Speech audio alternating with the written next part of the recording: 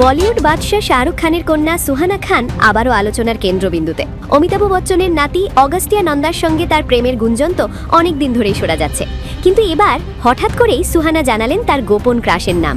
আর সেই নাম শুনে নেট দুনিয়া একেবারে অবাক, কারণ তিনি বলিউডের কেউ নন, বরং একজন জনপ্রিয় দক্ষিণ কোরিয়ান তারকা।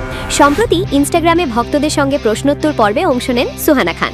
সেখানে এক ভক্ত সরাসরি তাকে প্রশ্ন করেন কোন তারকার সঙ্গে ডেটে যেতে চান, আর সেই প্রশ্নের উত্তরে সুহানা এমন এক নাম বলেন যা শুনে ভক্তদের মধ্যে শুরু হয়ে যায় তুমুল আলোচনা। সুহানা জানান তিনি ডেটে যেতে চান দক্ষিণ কোরিয়ার জনপ্রিয় গায়ক ও অভিনেতা কিম জুন মিয়নের সঙ্গে। কিম জুন মিয়ন, যাকে অনেকেই সুহো নামে চেনেন, তিনি কোরিয়ান জনপ্রিয় ব্যান্ড এক্সো এর লিডার। শুধু নাম বলেই থেমে থাকেননি সুহানা, তিনি সেই কোরিয়ান তারকার একটি ছবিও শেয়ার করেন ভক্তদের সঙ্গে। আর তারপর থেকেই সোশ্যাল মিডিয়ায় শুরু হয়ে যায় আলোচনা।